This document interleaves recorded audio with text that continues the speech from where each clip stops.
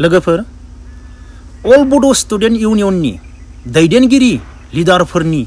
हिनजावा मालाबाबो गुबुन हारि जानो मोना। आं फार्स्टआव बुंखागोन मानो दिनैनि दिनावबो आं बर' हारिनि अल बड' स्टुडेन्ट इउनियननि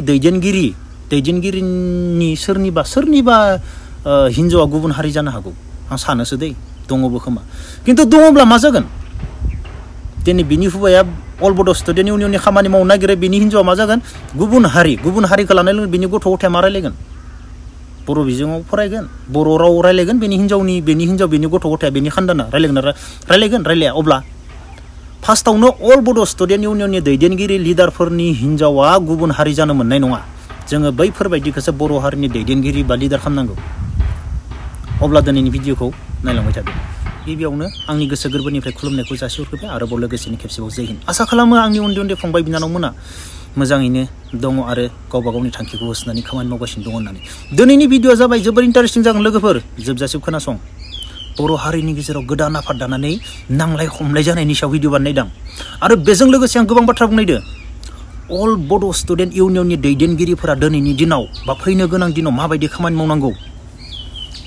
आङो रावनिबो सापर्टार जानानै बुङा। मानो होनोब्ला माबायदि खामानि जानांगौ बर' हारिनि अल बड' स्टुडेन्ट इउनियननि दैदेनगिरिफोरा बर' हारिनि थाखाय माबायदि खामानि मावनांगौ आरो सासे बर' हारिनि दैदेनगिरिया अल बड' स्टुडेन्ट इउनियननि दैदेनगिरिया खै बोसोर माने बर'खौ माने स्टुडेन्ट इउनियनाव थानानै खै बोसोर माने दैदेनगिरि जानांगौ आं बिनि सायावसो बाथ्रा बुंगोन। मानो होनोब्ला बुंनो गोनां जानानै फैदो बुंनो आंहा बेसेबो गोसो गैया आङो बेफोरबायदि बुंजा गाज्रिसो मोनदों नाथाय बुंनो गोनां जाना फैदो। मानो होनोब्ला फैनो गोनां इयुथ जेनेरेसन उन्दै उन्दै फंबाय बिनानाव मोना माने जोंनिया ओरैबायदि पलिटिक्सखौ फकास खालामनानै पलिटिक्सआव माने इलेक्सन फैयोब्ला माने ओरैबायदि देखायो ओरैबायदि माने ओंथि गैयै गिदिंथिङो माने सोरबा सोरनिबा फिसालाया बुथार जायो गरम खालामना लानानै जेबो गैया ओंथि गैया बैफोरबायदि जानायनि थाखायनो दिनै आङो बेफोरबायदि भिडिअ बानायनो गोनां जाना फैदों। मानो होनोब्ला सोरनिबा फिसालाया सोरनिबा टिमजों गोदाव सोराव दादागिरि मारिनानै बुथार जानायखौ जों नायनो हाया बा मोजां मोना आरो सोरनिबा न'आव थांनानै अन्थाइ खुबैलायनाय ओंथि गैयै मिनिंलेस। बेनि थाखायनो जों दिनै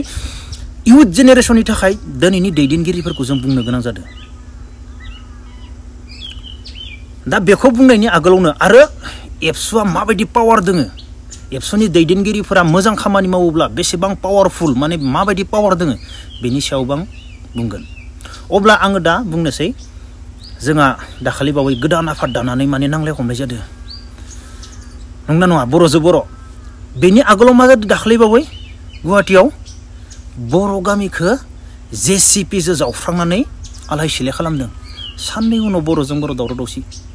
थेवब्लाबो बर'नि दैदेनगिरि बा बर'नि गिदिरफोरा बिखाफोर दोननानै सिगाङाव गसंथेनो हानाय रावबो गैया सहसाव नंगौना नङा सहसाव गैया सहसाव बिखाफोर दानथेनानै बर' हारिनि जानानै गुबुन हारिखौ बुंनो हानाय सहसाव माने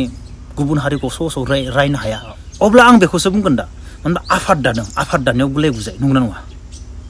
आफाद दानायाव गुलाय गुजाय ना आङो सोरखौबा आफाद दानाङाबो होनना बुङा दानांगौबो होनना बुङा। दिनै सोरबा 10 जनजोंबो आफाद दानो हायो 20 जनजोंबो आफाद दानो हायो 30 जनजोंबो आफाद दानो हायो दा नाथाय आफाद दानानै खामानिया माखौ मावगोन नों गावनि जानानै नंगौना नङा बर' हारिनि थाखाय सोरबा 10 जनजोंबो 20 जनजोंबो खामानि मावनो हाग्रा टिमखौ सांनांगो।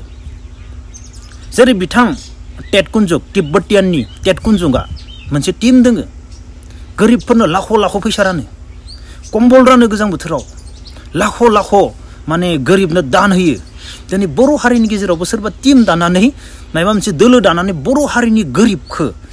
सोरहाबा न' लुनाया आद्रा जादों सोरनियाबा लामाया आद्रा जादों सोरबा बर' गामियावनो दै मोनाखै बैफोरबायदि खामानिखौ बेफोरखौ मानो मावाखै मानो बेफोरबायदि जादों गावनि जानानै गावनि टाइमखौ वेस्ट खालामनानै बर' गामिनि थाखाय बर' गामिनि गोरिबफोरनि थाखाय बैफोरबायदि टिम दानानै ओंखारोबाथ' आं सेलुट मारिगोन। गावबा गावनि लाबालाबनि थाखाय बा गावजों गाव नांलायनो थाखाय टिम दादों आं बेखौ मानियो। मानो होनब्ला टिम दा 10 जनजों नङा 20 जनजोंबो दानानै रायजोनि थाखाय खामानि माव। नै बर' हारिया बेफोरबायदि गोलैना दं। बर' हारिनि दैदेनगिरि गिदिर पलिटिक्सनि लिडारफोरनियाव थां सार मा मावदो बेफोरखौ नोंथांमोना बेफोरखौ मा मावदो मानो बेफोरबायदि जादों आसि थुनानै देखायना हो गावबा गाव नंगौना नङा 10 जनजों 20 जनजों टिम दानानै। दिनै इउटुबार जेरै बिथां देरहासार इस्लारियाबो मोनसे टिम दङ होनजायो 10 20 जन बिथांदोबो लोगो दों बबावबा मायबा मोनसे जायोबा बिथाङाबो हेल्प होयो बर' हारिनि थाखाय हेल्प होयो बिथाङाबो बेफोरबायदिबा आङो जेबो बुङा रावनिबो टीम सोरबा टीम दादो मायबा दादां जेबो होना बेफोरनि सायाव जेबो बुंनांगौ गैया नाथाय आंनो खामानिखौ माखौ मावगोन दिनै मायबा मोनसे टीम दाबाय बेबो गोदोर जाबाय गोदोर जानानै साननै उनाव माने एकदमबारे गार्ड लानासो गिदिंलायनाय मायबा मोनसे टीम दाबाय दिनै जेनेबा एग्जाम्पल होबाय आं अल बड' स्टुडेन्ट इउनियननि जाबाय दैदेनगिरि जाबाय गिदिर जाबाय साननै उनाव एकदमबारे इन'भा बडि गार्डसो लाना गिदिंलायनाय खामानिया मा रायजोनि थाखाय मा मावदो रायजोनि थाखाय दैदेनगिरि गिदिर गिदिर पलिटिक्स लिडारनियाव थांनानै आसि थुनानै देखायना हो नैखौ मावना हो बेफोर मानो जायाखै आंनो बेखौसो नांगौ आंहा बेनि सायाव जेबो बुंनांगौ गैया सोरबा टीम दानायनि सायाव आं सोरखौबा रायनो गोनांबो गैया जेबो बुंनांगौ गैया दा आङो बुंनोसै अल बड' स्टुडेन्ट इउनियननि दैदेनगिरि बा सेक्रेटारि प्रेसिडेन्टआ मोजां खामानि मावोब्ला पावार दंना गैया आंनो बेखौसो नांगौ पावार दं दिनै अल बड' स्टुडेन्ट इउनियननि दैदेनगिरि प्रेसिडेन्ट नंगौना नङा सेन्ट्रेल एबसुनि प्रेसिडेन्ट सेक्रेटारि होननाय लोगो लोगोनो मा गासै बर' हारिनि लाइमोन सेंग्रा सिख्लाफोरानो अल बड' स्टुडेन्ट इउनियन होमबा जों दा एसेबां मानसि दोङो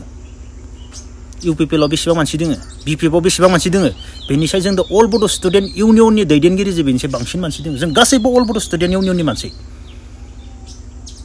नंना नङा नोंसोरनो बुं जों गासैबो अल बड' स्टुडेन्ट इउनियननि मानसि ना अब्ला जों दैदेनगिरिफोरा मा खामानि मावनांगौ दैदेनगिरिफोरा बर' हारिनि थाखाय मा खामानि मावनांगौ दिनै इउपिपिएल बिपिएफ बर'नि गेजेराव नांलाय खमलाय जायो नंना नङा इउपिपिएल होननानै इउपिपिएल बिपिएफ बर' हारिनि गेजेराव नांलाय खमलाय जायोबा जोंनि अल बड' स्टुडेन्ट इउनियननि दैदेनगिरिया मा मावना थायो अल बड' स्टुडेन्ट इउनियननि दैदेनगिरिया बुंनो हानांगोन जोंनि बर' हारिनि गेजेराव नोंसोरो पार्टिया इदि नांलायनो मोना पार्टि मोननैखौबो बुंनांगोन दैदेनगिरि जानानै जोंनो बे खामानियाखौ मानो मावनो होआखै बर' हारियाव दै मोनि दोङो बेफोरखौ मानो मावनो होआखै नोंसोरो मोननैजों मोनसे जानो हागोन ना दिनै बर' मेजरिटिया 80% 20%नि मानसिया चेयारमेन बर'नि जायगायाव लासिंसिंनो एमएलए बर'नि राजआव बर'नि जायगायाव गुबुन हारिया एमएलए आरो चेयारमेनबो दंबोयो बर' हारिया बहुत थाखो बैफोरखौ बर' हारिनि जितु एबसुनि दैदेनगिरि बेफोरो बुंनो हायो नोंसोरो मिलायलायनो रोङाब्ला अब्ला अल बड' स्टुडेन्ट इउनियननि दैदेनगिरिया आङो गासैनि लाइमोन सेंग्रा सिख्लाफोरा आंजों लोगो नोंसोरो मोजां जायाब्ला आंनो सप्तासेबो नाङा आं बे खामानिखौ बुंना होला आं मा मावगोन ओरैबायदि गुलाय गुजाय खालामना होनो हायो बर' हारिनि गेजेराव बे मोननै इउपिपिएल बा बिपिएफ बे मोननै पार्टिनि गेजेराव अल बड' स्टुडेन्ट इउनियना ओरैबायदि डेन्जार खामानि मावनो हानो हायो आथिं खुलुमनांगोन मोननै पार्टिनि लिडाराबो आथिं खुलुमनांगोन दैदेनगिरिखौ खामानि मावनो रोङोब्ला भाइ नों बेफोरबायदि मावना बर' हारिया आलाय सिलाय जाजोबगोन आरो नोंसोर मोजां नङाब्ला नोंसोरो बर' हारिनि थाखाय मोजां खामानि मावबा नोंसोर नांलायबाय थायोबा आं गेजेराव ओरैबायदि खामानि मावगोन बे खामानिखौ आं बुंला मा खामानि मावनो हायो मानो होनबा इउपिपिएल बिपिएफनिफ्राय अल बड' स्टुडेन्ट इउनियन रायजो राजाया गासैबो सापर्टआ बांसिन दोङो नंना नङा अब्ला बेखिनि मानसिखौ लानानै जोङो मा बर' हारियाव सासे केन्डिडेट जानांगौ सानै जानायखौ बादा होनो हायो जों नोंसोरो मोनसेल' जागोन ना जाया खामानि माव नंना नङा आरो अल बड' स्टुडेन्ट इउनियननि दैदेनगिरिनि सालायनाया अनलि 2.5 बोसोर आरो 2 बोसोरल' जानांगौ सासेनिया जेरै एमसिएलनिया 5 बोसोर नंगौ ना बिसोरनो 5 बोसोर अब्ला सासे दैदेनगिरिनि खामानिया जानांगौ मा 2 बा 2.5 बोसोर मेक्सिमाम 2.5 बोसोर अब्लानिया जों मिथिगोन दिनै जेम्सआ अल बड' स्टुडेन्ट इउनियननि दैदेनगिरिमोन सेक्रेटारि बा प्रेसिडेन्टमोन दिनै 2.5 बोसोराव जेम्सआ बर' हारिनि थाखाय मा बाथ्रा बुंखो मा मावखो दिनै बर' हारिनि लिडारफोरखौ मा बुंखो बर' हारिनि लिडारफोरजों थाफानानै बा गोरिबफोरनो मा होखो दिनै जेम्सखौ 2 बोसोराव नुनो मोनगोन जेम्सआ बिराद मोजां खामानि मावबाय 2 बोसोर नंना मा मावनो हाबाय जेनेबा ओमफ्राय जेम्सआ जोबखांनायनि उनाव सोरबा सासे फैलायगोन सोरबा मनरन्जनानो फैलायगोन मनरन्जना मा मावखो दा बेफोर सोलायबाय थानांगोन सासेयानो थाबाय थाबा जानाय नङा सोरबा बर'नि गेजेराव सासेखौल' अल बड' स्टुडेन्ट इउनियननि दैदेनगिरि खालामना थाबाय थाबा बे दैदेनगिरिया मा मावदो बेनो जाबाय थागोन गोदान सोलायनांगोन ना बेखौ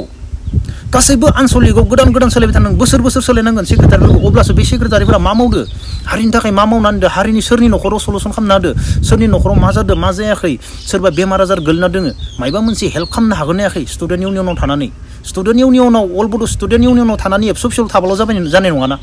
खामानिबो मावनो हानांगोन आं बेखौसो बुङो खामानिबो मावनो हानांगोन स्टुडेन्ट इउनियननि दैदेनगिरि जादोंबा हारिनि थाखाय खामानिबो मावनो हानांगोन माबायदि खामानि मेल्ला खामानि दङ पलिटिक्स लिडारफोरा सानफ्रोमबो नांलायनायखौ दबथायनाय जों सिगिनो हायो जोङो हागोन ना लोगोफोर बुंलाय स्टुडेन्ट इउनियनाव एसेबां मानसि दोङो जोंजों लोगो दोङो आं दैदेनगिरि पलिटिक्सनि लिडारखौथ' जों ओरैनो दबथायजोबनो हायो ओरैनो जोङो सिगिजोबनो हायो गासैबो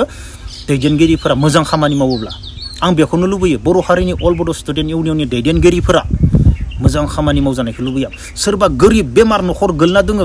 सहाय जेबो गैयाखै दिनै इउटुबारफोरासो दान बियो दिनै अल बड' स्टुडेन्ट इउनियननि दैदेनगिरिफोराबो बेफोरखौ मावनो हायो सोरनिबा गोरिब न'खर गोलैना दोङो बाहाय बांला हेल्प खालामनो हायो मानो हाया हायो भिक मांगिनानैबाबो हेल्प खालामनो हायो 50,000 1 लाख थाखाखौ हारिनि थाखाय मावनो ओंखारदोंब्ला मानो होनोब्ला आं दाख्लैबावै उदालगुरियाव थांदोंमोन मोनसे ख्रिस्टान न'खराव माने ख्रिस्टान गामियाव थांदोंमोन आं बिसोर गामियाव सोरनिबा गोरिब न'खरा लोमजायोबा 1 लाख 1.5 लाखा ओरैनो माने बयबो थांनानै 2-3 हाजार होखायो जाहैबाय अब्ला बिसोर बेसेबां अनलायलायो नाय अब्ला जोंनियाथ' बिनांगौबो जायो आरो खबर लाग्राबो गैया होमबा एसेबां गोदोर जों अल बड' स्टुडेन्ट इउनियन दंना गैया जों गोदो जि मावबाय जों बेखौ बुंला दिनैनि दिनाव जोङो अल बड' स्टुडेन्ट इउनियना हारिनि थाखाय गोबां खामानि मावनो हायो मानो होनब्ला पलिटिक्स लिडारफोरखौ गोबां बाथ्रा बुंनो हायो बिसोरनि नांलाय खमलायखौ दबथायनाय बिसोरनिफ्राय जोङो सोरबा गोरिबनि थाखाय जों फैसाबो बिना लाबोनांगोन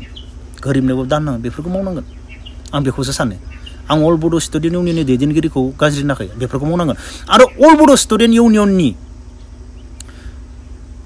जाय दैदेनगिरि जागोन गुबुन हारिनि हिन्जाव लानो मोना मालाबाबो फार्स्टआवनो बुंखायो दिनैनि दिनावबो अल बड' स्टुडेन्ट इउनियन थानाय सोरबा दैदेनगिरिनि हिन्जावफोरा गुबुन हारिनि दङ नामा आं बेखौ सानो दङब्ला मा जागोन हिन्जावानो गुबुन हारिबा बिनि फिसा फिसौखौ मा रायलायहोगोन गुबुन हारिनि हिन्जाव लागोन बेनि फिसा फिसौआ बर' रायगोन ना बर' फरायगोन ना नंना नङा फार्स्टआवनो बर'नि बाथ्रा सानगोन ना गुबुन हारिनि हिन्जाव लानानै बेनि हुवाया माबायाव अल बड' स्टुडेन्ट इउनियननि दैदेनगिरि जायोब्ला आं बेखौ सानो बर' हारिनि गेजेराव बर' हारिनि अल बड' स्टुडेन्ट इउनियननि दैदेनगिरि जानो गोनांब्ला गुबुन हारिनि हिन्जाव लाग्राखौ मालाबाबो खालामना आं बेखौ बुंखागोन बर' हिन्जावाबो खालामजानांगोन बे मानसिया आरो दिनैनि दिनाव सोरबा दोङोब्ला आं बेखौ बुंला दङ खोमा दिनैबो थानोबो हानाय खिन्थु आंनिब्ला बेफोरबायदिबो थानाङा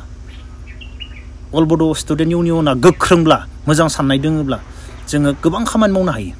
बर' हारिनि गोरिबफोरनि थाखाय जों स्टुडेन्ट इउनियना पलिटिक्सखौ जोङो पलिटिक्सनि जाय दावराव दावसि खालामग्रा बिसोरखौ जों सोरबा बिथां प्रमद बर'आनो जा हाग्रामायानो जा जोङो बिथांमोनखौ गोबां बाथ्रा बुंनानै जों खौसेयाव लाबोनो हायो आरो जों उल्थां फाल्थांबो खालामनो हायो अल बड' स्टुडेन्ट इउनियना अब्ला आं दिनैनि भिडिअखौ बेखिनियाव दोनथ'नोसै जय हिन्द